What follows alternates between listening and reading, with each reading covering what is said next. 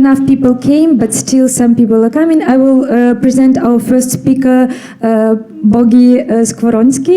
She's founder, investor, and partner, and she's a board member of the accelerator StartSmart Central and Eastern Europe. And Boga will tell us how to grow internationally, and not only about this. So please, your applause.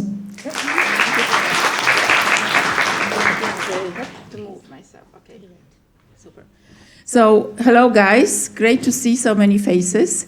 Welcome in Poland. Delighted to see you here. Maybe I just say a few words like my life story so you have a sense. And I very much relate to you because I left Poland in '77 and I moved to the US. And I thought I would be only going for 1 year. I ended up living there for 16 years.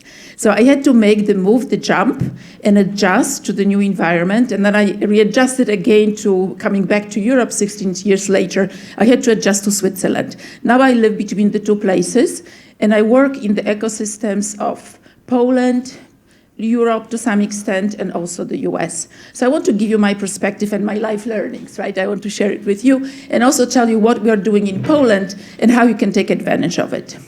So,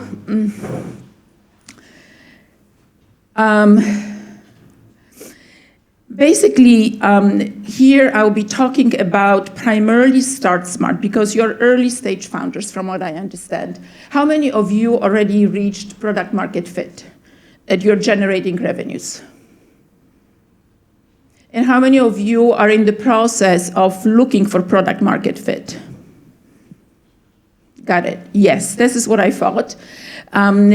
So what I wanted to tell you is about the ecosystem we have built about 9 years ago, and it's called StartSmart. It is connected to MIT, because what we observed is that, first of all, there were not many ecosystems, working well ecosystems in Poland 9 years ago, and scaling abroad was very difficult. So we decided to connect to MIT to have a strong bridge and basically be able to link up with the Boston Ventures and kind of take a lot of know-how and a lot of ideas from them. So this has been going out for quite a while, and we got advice from people at MIT not to focus on raising money, but to focus on teaching startups how to generate revenue. And we thought it was a smart advice because a lot of times in the very beginning, we spent a lot of time running around and looking for money, and the ideas are not really yet fully baked, and it takes a lot of time to find money. So if you put a lot of money into building the business, maybe it will be a better outcome. So I wanted to encourage you a little bit, not to think immediately about raising money, but maybe thinking, what can I do to improve my chances to generate revenue? Because once you have revenue, you may not need money, right? That's more important to have revenue. So this is maybe just a few words before I jump. So right now we have over 300 founders that are in the community. We have a lot of corporate partners who usually buy services from startups, lots of mentors. So it's basically, and of course investors. So it's a vibrant community around startup, and we have a partnership with UHub. So any of you are really welcome to also draw from our resources. And we have applications. You need to check our website. And basically it's free of cost, we don't charge, and there are quite a few resources, also international resources from Boston. Yes, in partnership with MIT. And we have a dual track acceleration, and this dual track is basically consists of, the first track is if you don't have PMF, it's a kind of Rethink Academy. So we use this program of 24 steps of disciplined entrepreneurship. And in this program, it's a methodology which was designed by Bill Olet from MIT Sloan. And he takes us step by step through 24 steps to really get to like really sharp product definition, very sharp ICP, very sharp way of selling our product, pricing strategy, business model, etc. And it's super important. So even startups that had sometimes VC funding and came to our accelerator, they always told us, hey, by the end of it, I really had to pivot, and I pivoted twice through the program because I just had a very different concept to start out with, and it was just not synchronized well. And so I think, I would put a lot of focus on making sure that you talk to enough people. First of all, is this idea really good? Second of all, what do investors want to fund? It's much more difficult to invest in a B2C company. It's much easier to fund a B2B company. So if you are especially coming from a foreign country and you're starting a B2C company, you're making it even more difficult on yourself. You don't have to work on the first idea that comes to your mind, right? I've seen people in the US, they carry these notebooks and they have like 180 ideas in these notebooks. And they just go step by step by step and try to figure out which idea is really that they want to work on. So I would just be persistent and try to engage yourself in lots of different communities, because I think it will help you to kind of get your bearing and orient yourself and understand what is the best idea you can really work on. It's much easier if you are in a community. So it's great that UHAP exists, and you're very welcomed also at StartSmart.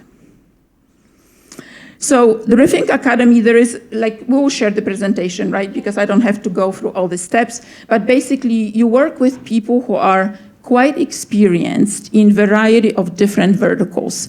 Usually we have corporate partners who come and basically they say what their challenges are.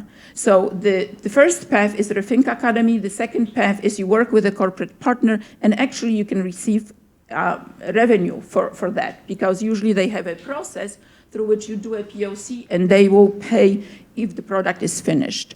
So it's a two-tank process, and if you have one client, which is a reference, it's so much easier to get a second and third client, right? Are there any questions up to this point? Am I clear with my presentation? Are you guys?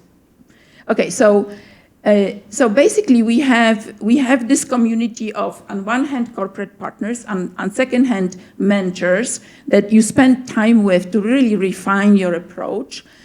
You also have a whole bunch of investors. Yesterday we had a demo day, and basically founders pitch from the stage, and all the investors, it's a known community, so usually they follow, they come, there's quite a few of them.